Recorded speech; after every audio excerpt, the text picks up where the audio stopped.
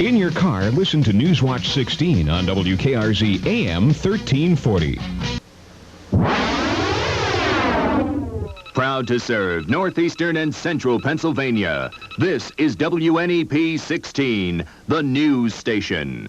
Now, Nolan Johannes, Karen Harch, Chief Meteorologist Tom Clark with his backyard forecast, and Joe Zone on sports. This is the Newswatch 16 update. Good evening. Chalk up another one for Gary Hart. The Democratic candidate for president tonight won another lopsided victory, this time in Vermont. The vote is only symbolic. No delegates to the Democratic convention were at stake in Vermont, but the results are important because the victory is another boost to Hart's campaign for the Democratic nomination. Now, these are the latest figures on the Vermont vote. As you can see, Senator Gary Hart has 71% of the vote, with 87% of the precincts reporting in Vermont at the present time. Mondale with only 20% of the vote, and Jesse Jackson with 8% of that vote. So tonight, Senator Gary Hart, with 71% of the vote in Vermont, makes it a clean sweep of the New England primaries, way ahead in Vermont. Karen? Nolan, the Democratic candidates for president aren't wasting any time preparing for their next big battle in the South. Gary Hart spent the day campaigning in Florida and Georgia. The Colorado senator called the federal deficit our economic Vietnam. Walter Mondale was out campaigning today in Florida's Orange Groves. Florida will be the big prize in next week's Super Tuesday primary elections in several states. 143 delegates are up for grabs in the Sunshine State. Although it wasn't officially called campaigning, President Reagan was out today spreading the theme of his re-election campaign. The president talked about what he calls the spiritual awakening of America in a speech before the National Association of Evangelicals. Mr. Reagan criticized abortion, pornography, and the breakup of marriages, but most of all, the president talked about the return of school prayer. I firmly believe that the loving God who has blessed our land and made us a good and caring people should never have been expelled from America's classrooms. Reagan's political advisors hope his campaign for school prayer will keep groups like the evangelicals firmly behind him in the November election. Newswatch 16 wanted to find out if area congressmen were behind the president on the school prayer issue. Our survey today shows Republican George Gekas of the Williamsport area's 17th district would vote in favor of the amendment, as would Democrat Gus Yatron of the 6th district. Republicans Bud Schuster in the 9th district, Joseph McDade of the 10th, and Don Ritter of the 15th district. Democrat Congressman Frank Harrison of the 11th district says he's undecided. So is Republican William Klinger of the 23rd congressional district. In the U.S. Senate, both of our senators, John Heinz and Arlen Specter, say they favor an amendment calling for prayer in the public schools. Teachers' strikes in our schools can have an effect on the children as well as the adult community. In Nanticoke tonight, an open meeting called by the teachers there heard about another town with a history of contract disputes. Night Beat reporter Bob Costantini tells us what was said. About 40 miles south of Pittsburgh is California, Pennsylvania, a town with the dubious distinction of having had two bitter teacher strikes in the last 5 years. One during the 82-83 school year lasted 80 days. In the same auditorium where many harsh words were exchanged during Nanticoke area school board meetings, California meets Nanticoke. Dr. John Rankin, a Presbyterian minister in California, PA, talks about how his community healed the wounds after the longest daily teacher strike in Pennsylvania history. He relates his town's experience to the people in the room. We no longer can afford to be in adversaries with each other. We must work together. Dr. Rankin's wife, Barb, is now a member of the California School Board. She says after the 82-83 strike, the people of the town of 6,500 took a new course. You wouldn't believe the intensity on the part of the teachers and the students and the administration. The homework level went up. The demand for excellence went up on everybody's part. The teachers' contract dispute in Nanticoke lasted 2 years, and there were many days of school lost because of strikes. The wounds left by the dispute will not be healed instantly, but this meeting is a start. Bob Costantini, Newswatch 16, Nanticoke. Still ahead, a dramatic landing in the Poconos. Plus, a little later, we'll forget the diet and have one last feast before the fast as Newswatch 16 update continues. other couple is representing the cities of Wilkes-Barre and Scranton, Pennsylvania. America's hottest television dance show is coming back to Northeast Pennsylvania. WNEP TV and KRZ-FM will host 4 audition sessions at the new Hilton in downtown Scranton. From disco to new wave, jazz to polka, whatever kind of dance you can do, come down and audition. You might dance your way to California and appear on Dance Fever. Since there are only 4 sessions, reserve your time now. Call KRZ-FM or WNEP TV. The Scranton pilot who was forced to land his plane on an interstate highway in the Poconos late this afternoon has been treated and released from a Scranton hospital. 40-year-old John Golia was piloting this small 2-engine plane when one of the engines quit. Skycam 16 pilot Jack Ruland was on the way to the scene when he heard the pilot's last radio transmission. Golia said he was losing pressure on his remaining engine and had to make an emergency landing near Tobyhanna. The pilot was looking for a place to land. One of his engines became disabled. And the first place he saw was the eastbound lanes of the interstate here. He landed on the interstate, and his right wing caught this traffic sign and forced him off the right berm down into this ditch. The plane ended up on Interstate 380 near Tobyhanna in Monroe County. Still ahead, we'll hit the slopes with some very courageous skiers. And meteorologist Tom Clark will head outside to tell us what kind of weather we'll have for skiing. Tom? Well, I'm just looking at that satellite picture behind me. It shows another snowstorm developing out west. Will it hit us? Stay tuned and find out. I'm Mike Stevens on the Pennsylvania Road for Newswatch 16, and I meet a lot of interesting people. A maker of some interesting gadgets. A very special group of bell ringers. A builder of some very fine furniture. Competitors in a rather unusual contest. Those are just some of the folks I've met so far. I hope you'll join me for a visit with some others on the Pennsylvania Road on Newswatch 16. Learning to ski is tough enough when you have the use of both of your arms and both of your legs. But imagine how difficult skiing would be if you lost one of those limbs. Newswatch 16's Dan Fiorucci met up with some of those very courageous skiers in the Poconos today. You sing it, folks! Hey, and that's a normie skier. That's a normie. Knocking my whole group down. They even laugh about falling down, but despite the spills, they're some of the most dedicated skiers anywhere. People with paralyzed legs, with missing legs, and even with missing arms. One thing they aren't missing is courage. What's your main concern? What's going to be tough about this or whatever? Nothing. The idea of skiing for the disabled originated in Austria in the 1940s. It was brought over to this country by a group of wounded Vietnam and World War II veterans, people who thought that the disabled should have a chance to learn a form of recreation that's confidence building. Don't get shy. Go right towards them. Come on, ski right into them. That learning to ski is confidence building is beyond question. You can see it in the smiles on the faces of people here. That learning to ski is difficult is also beyond question. Sometimes the amputees will fall down and get hurt, but they always seem to get back up again. And that learning to ski is rewarding is beyond question too. I feel as if I'm more gutsy. Doing this, I can do anything else. Anything. As little Billy Wineland said, what worries me about this? Nothing. Right. Dan Fiorucci, Newswatch 16, Jack Frost Mountain. Well, let's see if Tom Clark could give those skiers some more snow so they can keep having fun. What do you think, Tom? Well, Karen and Nolan, the skiing conditions should stay excellent right through the weekend. But just in case you missed it, here's what the moon looked like this evening, setting in the west. It was a young moon, only 3 days old, in the waxing crescent phase. It's now below the horizon. Now, temperature looks like this now in the backyard. We have a high overcast building in, 30 degrees now. The humidity is 57%, the wind northeast at 5, and the barometer is falling from 29.87 inches. The range in temperature, 38 on the high side today. The low so far today is what it's like outside now. The normal's 40 and 25, that record low set back in 1948. Look at that record high, 71 degrees. Must have been nice.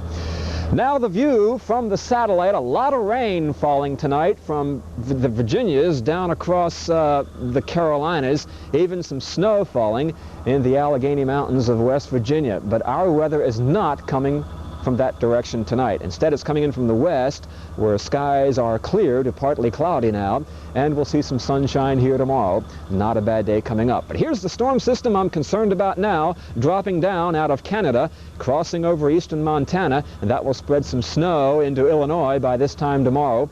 And then I think by late in the day on Thursday, it'll begin spreading snow up into northeastern and central Pennsylvania. And that is going to reinforce our cold air coming down out of Canada right through the weekend. But how about next week? Any warm-ups in sight? Not really, folks. Look at the temperature trend for Monday of next week through Friday, below normal in this part of the country, including Pennsylvania.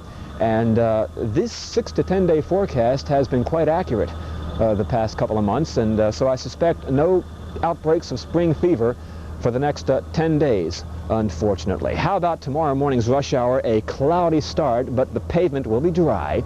There's just a few scattered snowflakes around. Susquehanna, 26. Harvey's Lake, about 24 tomorrow morning.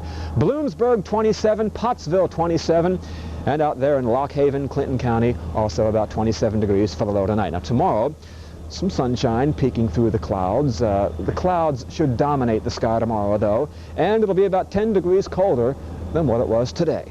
29 in North Towanda, about 30 in Luzerne, 30 in Hawley, 32 in Palmerton, 32 in Trevorton tomorrow, and in Milton, about 31 for the high temperature. The Health Watch reflexes and concentration look pretty good. The resistance to aches and pains average tomorrow, as the humidity's dropping off a little bit more than what it was today, so that's not too bad. Sunrise and sunset, 6:28 and 6:01 in the p.m. Colder tomorrow, the snow coming in Thursday afternoon as I see it now. Should be a dry start on Thursday, but I don't see any heavy amounts of snow here from this oncoming storm. Some flurries and very cold temperatures right through the weekend. But that's it, gang. Okay, Tom. Thanks, Tom. Thank you. Coming up for Joe's own Tim Karlson. He'll have all the scores and some highlights from the district playoffs.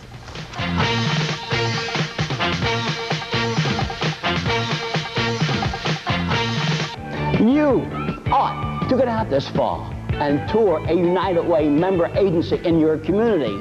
From the very young to the very old, United Way serves thousands of your friends and neighbors each year. Visit an agency and see your United Way contribution at work and give generously, cause thanks to you, it works for all of us. The United Way. Call your United Way today. Well, Joe Zone's in Florida. We've all heard that, and we'll be hearing more from him. Yeah, we'll be hearing about that. While he's away, we're going to talk about basketball. We'll do some real work here and have a good time. Sorry about that, Joe. All right, we got a mess of playoff games to check out tonight, so let's get right to it. First, the game of the night. This one out of District 11 boys, number 2 Pottsville and 9th-ranked Allentown Central Catholic in a AAA semifinal. Here we go on the screen. Allentown Central Catholic in white. Mike Papos drives, and he hits. And the big man for Pottsville tonight was Mike Zucchina. He nails the jumper right there all net. Then the Tide on the fast break, pass off to Zucchina, and he hits it off the glass. Then Mike Kondrak hits from the outside. That's Mick Kondrak. Allentown Central Catholic tough under the boards. 2 shots up here, they miss. Then Greg Buckman gets the rebound. You'll see him there and tip it in. Zucchina again now from the corner for the Tide. Pottsville goes on to win this one 68-63. Now the scoreboard. District 11 boys AAA, Pottsville over Allentown Central Catholic. Number 4 Northern Lehigh over Salisbury. In the A boys semifinal, District 11 Schuylkill Haven beat Marion Catholic. Notre Dame Green Pond over Shenandoah. District 12 boys first round, Blue Ridge over Notre Dame East Stroudsburg. AA boys semifinals in District 12, Western Wayne beat Wallenpaupack. Montrose over Delaware Valley. In District 4 AA boys semifinal, number 6 Lords Regional wins that one. Number 12 Athens knocks off number 8 Loyalsock. In the AAA District 4 boys semifinals, 61-46 South Williamsport over Jersey Shore. Selinsgrove beat Shamokin. Now to the District 2 playoffs. We're going to look at 3 games. First of the AAA semifinals involving another team from the Super 16. Number 14 Nanticoke and Dallas. Nanticoke in the white. The first shot here, you'll see it. Ken Chinsky of Nanticoke. Here he goes driving in. He had 14 tonight for the Trojans.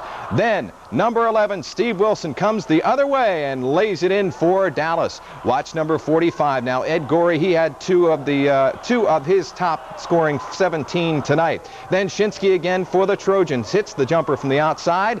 Then Mark Farrell hits for Dallas, and the Mounties win it 45-37. Now a 4A game in District 2 semifinal between Hazleton and Scranton Tech. Tech in red, and you'll see Rich Yanni drive down here for the Red Raiders. He'll come down and hit from the baseline. Then Tom Cusat on the top of the key hits the jumper for Hazleton. And the Mountaineers now on the fast break. Pat Brogan pulls up and hits it off the glass. Then Brogan again gets the feed underneath and he puts it up and in. Hazleton wins in double overtime, 60-57 over Tech. Now another 4A semifinal in District 2, Wyoming Valley West meeting Abington Heights. The Comets in blue. Ed Loftus underneath and he is fouled. Then Nevin Gorky hits for Valley West, and it's all net from the corner. Now watch this pass out to Loftus of Abington, and he hits the jumper, and the Comets are on the roll. Then Valley West back on the break. Frank Bauer lays it in. And here's Loftus again, the big man for Abington tonight. He hits it all net, and Gorky nails one again for the Spartans. They win it 64-49. Now the rest of the scoreboard. District 2 boys AAA. Number 14 Nanticoke upset by Dallas. Number 10 Bishop Hoban over Wyoming area. In the 4A boys, Hazleton over Scranton Tech. Wyoming Valley West beat Abington Heights. In the AA boys semifinal, Bishop Hannon over Carbondale. Bishop O'Hara beat Lake Lehman. District 11 girls 4A semifinals, Whitehall beat Allentown Central Catholic. Freedom over Parkland. AA semifinals, Pine Grove over Panther Valley. Palmerton beat Salisbury. In the District 12 girls A first round, Forest City over Poconos Central Catholic. AA semifinal, Montrose beat Western Wayne. District 4 girls AAA semifinal, Sealands Grove over Milton. Berwick beat Danville. In the AA, it was Wyalusing over Athens. In the Eggs girls semifinal, Benton beat Elkland. Time running out before the start of the NCAA tournament, and time running out in Ray Myers last year at DePaul. The 4th-ranked Blue Demons with Pan American tonight. DePaul up early in this one as they come out and take them right apart. Watch Tyrone Corbin. He had another big night. He hits the jumper there. And then finally, Terry McMillan will get this ball one way or the other. You'll see it here, and he'll do the job too. And DePaul goes on to win that one big, 62-29. Now the top 20 scoreboard. DePaul over Pan American. Number 6 Oklahoma beat Missouri. It was number 11 Purdue over Wisconsin. Number 12 Tulsa over Indiana State. No more time. We're out of time. We can't show the NBA scores. There's a couple of them. 124-110 Milwaukee over Atlanta. San Antonio beat Cleveland. And the rest of the scores there, you see them. We're going to have to kind of bug out of here. You did good well. Tell you that I'm out of breath. And we got more basketball the rest of the week. So keep around. And Joe Zone back with the report from Florida tomorrow. Okay, good job. There you go. Thanks, Thank you, sir. Still ahead, celebrating Fat Tuesday. We will tip the scales with that story when we come back.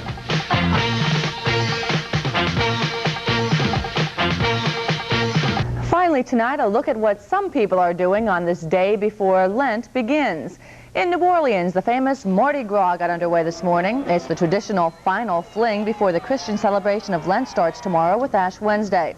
Over 1 million people are dancing and parading in the streets.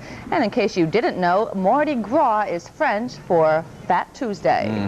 And there are some people in our area who have a tamer way of marking this day. Craig Stevens reports from Columbia County. Watch this. Anyone who's ever said that American productivity ain't what it used to be hasn't seen this. It's donut making time at the Christ United Evangelical Lutheran Church in Catawissa. They've been making donuts for 2 days. Donut after donut after donut. It's all in preparation for the start of Lent, the season of fast and sacrifice before Easter. The donuts are made and eaten as one last splurge before Lent begins. It was the German folks that they used up all the fats before Lent. They use up the fats in order to fry the donuts and the fat in the donuts. But it takes a lot of fat when you're frying donuts. The people here will turn out 20,000 donuts by the time they finish. Now that's enough donuts to feed one person, 2 donuts every hour, every single day for the next year. A lot of donuts. The tradition has been going on for generations. Our mothers came over here and worked. They did the donuts on coal stoves. They had big dish pans that they fried the donuts in. And there were, everyone had his own job. I think I had the first electric mixer. Ever since I was a little girl, when I went to the elementary school, we used to come over here every lunchtime and buy them. We just love them. The people making the donuts here tell me, although it is a lot of work, it's a lot of fun, too. It all goes for a good cause, and then you've got the product. I I know why they call it Fat Tuesday. Craig Stevens, Newswatch 16, Catawissa. Uh-oh. Are you going to share? When I was a little boy, they called it Fastnacht, and I'm going to share. So the donuts are ours. Have a good night. Good night.